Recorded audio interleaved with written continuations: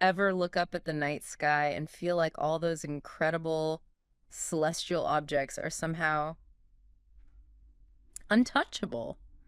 Yeah. Reserved for scientists with giant Oh, telescopes. absolutely. That feeling is pretty common, I think. Yeah.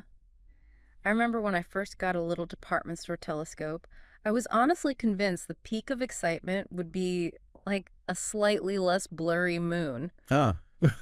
Been there. Boy, was I wrong. And that feeling, of the cosmos being this exclusive club, turns out that velvet rope isn't quite as thick as you might think. It's fascinating, isn't it? Because that feeling of separation, it's largely, well, kind of an An illusion. illusion? How so? The universe, in many of its most captivating aspects, is actually far more accessible than we often imagine. Okay. It's like thinking you need a professional kitchen to bake a decent loaf of bread, Right. when really a simple recipe and a little patience can yield something truly satisfying. Right. Because for most of us, astronomy conjures up these images of massive observatories, cutting edge tech. Exactly. Big domes on mountaintops. Yeah. But our source for today, Michael Kaczynski Gaynor's book, Real Astronomy with Small Telescopes, really challenges that whole idea. It really does. It's saying that even with a modest setup, maybe the kind of telescope gathering dust in the attic, right? Mhm. You can actually engage in some pretty significant cosmic exploration. Precisely. The author makes a really strong case that instruments often dismissed as mere grab and go options. Uh-huh, like the smaller ones. Yeah, like 80 millimeter refractors and 90 millimeter maxidoffs, they possess surprising capabilities. Okay. He argues that they can offer, and this is quite a claim, a lifetime of observing pleasure. A lifetime. It Wow. makes you wonder, doesn't it, about all the potential locked away in those, well, underappreciated instruments. A lifetime. When you put it like that, it really shifts your perspective. Mm, So we're not just talking about a slightly crisper view of the craters on the moon then. not at all. What kind of real astronomy are we actually delving into with these more accessible telescopes?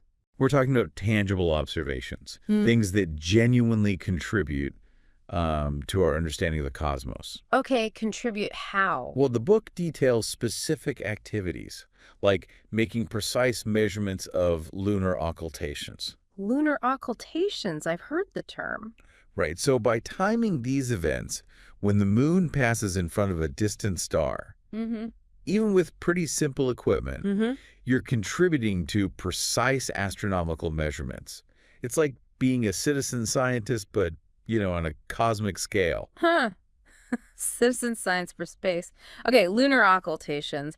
I never really grasped the significance for someone with, like, a backyard telescope. Yeah, it sounds complex, but the principle is straightforward. But things like tracking solar activity or variable stars, Mhm. even measuring binary stars, that still sounds incredibly complex. It can seem that way. I always pictured needing some colossal lens to even split those tiny pinpricks of light. And here's where it gets really interesting. Gaynor highlights how the capabilities of these smaller telescopes can be, well, dramatically enhanced, but using something most people already have, Which a is, common digital camera, like the one on your phone or a DSLR. seriously, just a regular camera. Yeah. He delves into these unique methods for the analysis of digital camera photographs that can yield results you'd typically associate with much larger instruments. Oh, okay, so it's clever analysis. Exactly. It's not just about snapping pretty pictures of the night sky, though you can do that too. It's about extracting real, usable data from those images. So it's about being smart with how you collect and analyze the light rather than just having like brute force in terms of aperture size. Precisely. That's a great way to put it. Okay. And the beauty of it, as the book really emphasizes, is that these activities don't require breaking the bank on enormous apertures. Good news for my wallet. Right. Oh. Everything discussed is feasible with a telescope of 80 millimeters, or maybe a bit larger. 80 millimeters. That's not huge. No, it's quite accessible. Hmm. And that really democratizes astronomy, doesn't it? Yeah. It puts meaningful observation within reach of so many more people. It really does. It completely changes the narrative from you need big gear to you need the right approach. Exactly. But okay, beyond the personal satisfaction of, spotting something cool or figuring something out, what's the actual payoff? Why bother going to all this effort? Well, there's a dual value, which is significant. Firstly, some of these activities provide the tools for amateur astronomers to contribute valuable data to international astronomical databases. Really, like data that actual scientists use. Absolutely. Think about diligently tracking the solar activity cycle, for Yeah, example. sunspots and things. Yeah.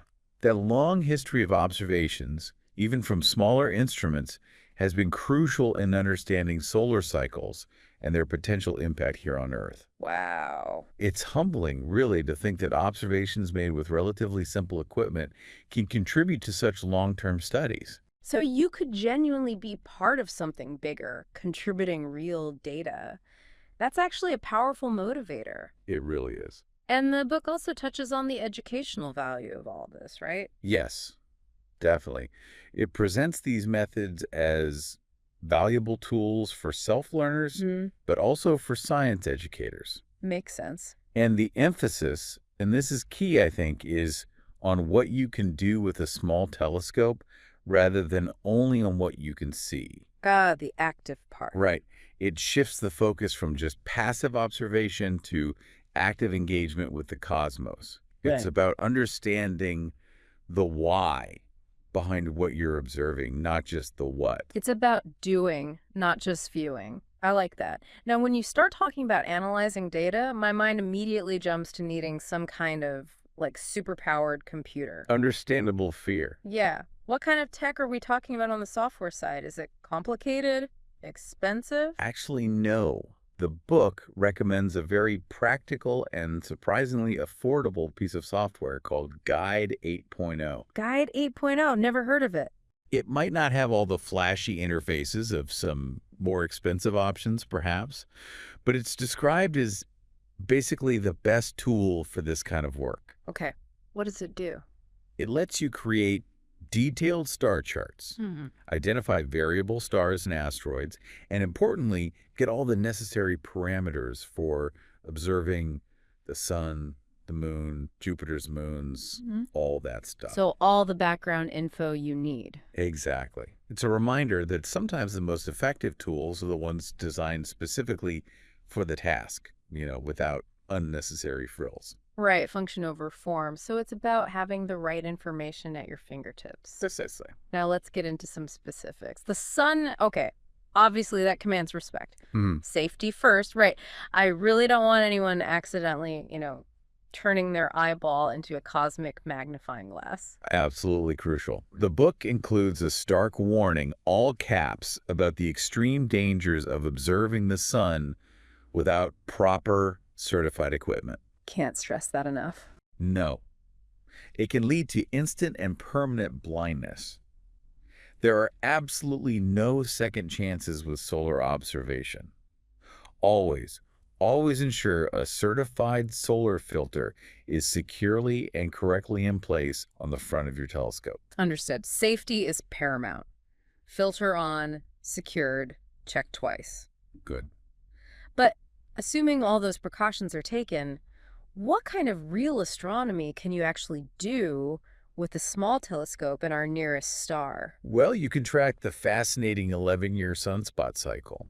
Okay. And even the longer, more complex 22-year solar magnetic polarity cycle. 22 years. Yeah.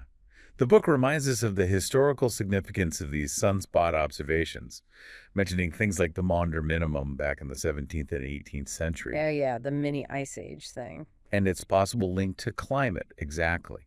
And yes, as we discussed, your careful observations, your counts, can contribute to the international database of solar activity. That's amazing. It's like contributing to a long-term weather report, but, for the sun. Wow, that's connecting to centuries of astronomical observation right there. And you Right. can actually classify these sunspots. I always just thought they were, dark blotches. You can. The book introduces The Zurich classification system. Zurich system. Yeah, it's essentially a way to categorize sunspots based on their visual complexity, how many spots there are, their arrangement, whether they show magnetic polarity, that sort of thing. Okay. Think of it as a way to track the evolution of active regions on the sun's surface.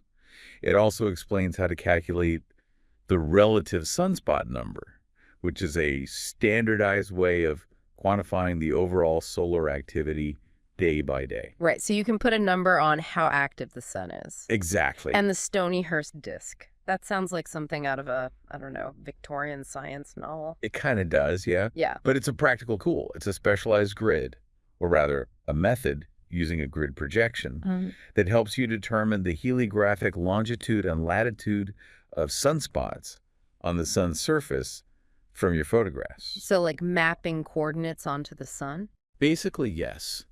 Imagine overlaying a coordinate system onto the sun. That's essentially what the Stonyhurst disk allows you to do mathematically, so you can precisely map the location of sunspots. That's pretty detailed. And this precision even opens up the possibility of measuring the sun's rotation over time by tracking those spots. Measuring the sun's rotation from my backyard, that still feels a bit mind-boggling. It is pretty cool, isn't it? Totally. What about the moon, then? We see it all the time. Surely we know everything there is to know about it by now, especially with all the missions we've sent. You'd think so, but not quite. The book details how you can actually measure the size and depth of craters. Measure them. Yeah, and even the height of lunar mountains by carefully analyzing the lengths and angles of shadows in your digital photographs. How? Especially near the terminator. You have the dividing line between lunar day and night. Right, where the shadows are long. Exactly. It introduces the concept of selenography, which is just the detailed mapping of the moon's surface features, and selenographic colongitude. This basically helps you pinpoint exactly where sunrise or sunset is occurring on the moon at that moment, which is crucial for observing features under the best lighting to reveal subtle details like crater rims and those mountain shadows. So you can become a kind of lunar cartographer, mapping out the features with your small telescope and camera. In a way, yeah, measuring things yourself. The book even suggests specific, intriguing features to target, like the rugged lunar Alps, the prominent Apennines mountain range, Oh, I've seen pictures of the those. dramatic Alpine Valley, and striking craters like Theophilus and Copernicus. It explains how to use a simple linear scale on your computer monitor to make these measurements directly from your photos. Just using the screen. Clever. Mm-hmm. And of course, it mentions lunar occultations, again, those fascinating events when the moon passes in front of a star, as readily observable phenomena with even modest equipment. Okay, the moon suddenly seems a lot more engaging than just a pretty light in the sky. I'm seeing the potential now. Now, let's look further out the planets. We've sent probes to most of them, right? Landed on Mars, orbited Jupiter. What can a small telescope still offer in that arena? That's a fair question. While the era of solely relying on sketches from large telescopes for planetary study is largely behind us, thanks to incredible space exploration. Yeah, the pictures from Hubble and James Webb are insane. They are. But interesting and rewarding observations are still very much within reach, even with smaller scopes. The book mentions that careful sketching, believe it or not, can still be a valuable method. Sketching, like with pencil and paper. Exactly. For capturing fine, fleeting details, maybe subtle variations in color or texture on, say, Jupiter or Mars, that might not always be easily recorded in photographs with smaller instruments, especially with atmospheric turbulence. It's about training your eye to see those subtle details. It's like slowing down and really observing rather than just capturing a snapshot. Precisely. And beyond sketching, you can also plot the orbital position of a planet and relate its apparent size and brightness to where it is in its orbit, using readily available charts or software. Okay, tracking its journey. Yeah. You can observe the changing phases of Venus, just like Galileo did, as it cycles between its full and crescent forms. Cool. And you can track the fascinating retrograde motion of Mars, that apparent backward loop it makes in our sky, No, yeah, that weird loop.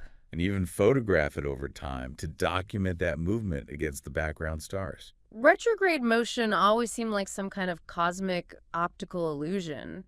To think you can actually observe and photograph that with a small telescope, that's pretty neat. It really connects you to the mechanics of the solar system. And Jupiter, what about the king of the planets? What can we see there? Oh, plenty. For Jupiter, you can readily observe its prominent cloud belts, those swirling bands of color in its atmosphere, Yeah, the stripes. as well as the slight flattening at its poles, the oblateness, which is due to its really rapid rotation. You can see that it's squashed. With careful observation, yes, the difference between the polar and equatorial diameter is noticeable. And of course, there's the captivating dance of its four largest moons, Io, Europa, Ganymede, and Callisto. The Galilean moons. Right. They're constantly changing their positions relative to the planet, night after night, even hour after hour sometimes. That's always fun to watch. And the book even touches on Roemer's historical method for estimating the speed of light From Jupiter's moons, how? by carefully observing the timing of Io's eclipses as it passes into Jupiter's shadow. The timing changes depending on whether Earth is closer to or farther from Jupiter in its orbit. Wow, that's fundamental physics right there. A truly significant scientific discovery you can appreciate firsthand through your telescope. And, naturally, the awe-inspiring sight of Saturn and its magnificent rings is a perennial favorite, even with smaller apertures. Oh, yeah. The rings of Saturn. That's always the showstopper, isn't it? No matter the size of the telescope. Always good to gasp. Now, moving beyond the planets, what about the more fleeting visitors? Like comets and the often overlooked asteroids. Can we see those? Absolutely. Small telescopes open a window to these more dynamic objects as well. You can visually observe and photograph comets, especially when they become bright enough. Like the ones that make the news sometimes. Exactly. You can estimate their brightness, their magnitude by comparing them to nearby stars of known brightness, and you can track their movement across the background stars over days or weeks. See it moving night by night. hmm The book even hints at the exciting, though admittedly rare, possibility of serendipitous comet discoveries in your wide-field photographs. Discovering a comet from your own backyard, that's like the ultimate amateur astronomy dream, right? It's definitely up there. Imagine that. And asteroids, they always seem so faint and insignificant, just little points of light. Well, many are quite faint, it's true. Yeah. But the brighter asteroids, like Vesta or Ceres sometimes, can be photographed with reasonable exposure times using modest equipment. And you can track their positions against the background stars over several nights, just like a comet, and even correlate their observed path with their predicted orbits from software like Guide. So you can confirm it's moving like an asteroid should? Precisely. You're not just seeing a faint point of light, you're witnessing the motion of a rocky body zipping through the solar system. So you're not just looking at a static sky, but seeing movement and change pretty clearly. That's a big part of the appeal, I think. Now, visual binary stars, we touched on this earlier, and it still sounds tricky. How can you possibly measure the separation of two stars that look like a single point, or maybe just barely split, even through a telescope? Yeah, this is where the combination of a small telescope and careful digital photography, plus that analysis we talked about, truly shines. Okay. Even closely separated binary stars can be measured with surprising accuracy using techniques described in the book. How does that work? Use calibration stars in your photographs, stars with known positions and separations, to determine the precise image scale, like how many arc seconds per pixel. Ah, like a ruler for the photo. Exactly. And then you can measure the separation between the two components of the binary star in pixels and convert it to arc seconds. You can also measure the position angle, basically, the orientation of the two stars relative to each other compared to north in the sky. Wow, that's pretty quantitative. It is. It even mentions binary stars with noticeable orbital changes over relatively short periods, maybe years or decades. So you could potentially witness their orbital motion yourself over time. Like watching a slow motion cosmic dance playing out. Kind of, yeah.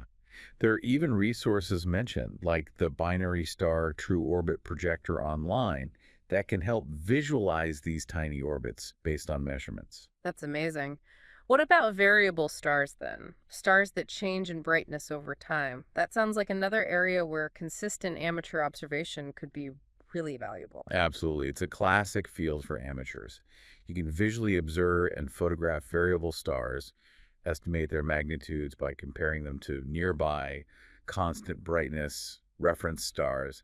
There are charts available for this. Comparing brightness by eye. Yes. Or, more accurately, with photos. You can even create light curves, basically, Hmm. graphs that show how their brightness changes over time using your digital photographs and image analysis techniques detailed in the book. Light curves, so you can Yeah. see the pattern of brightening and dimming. Exactly.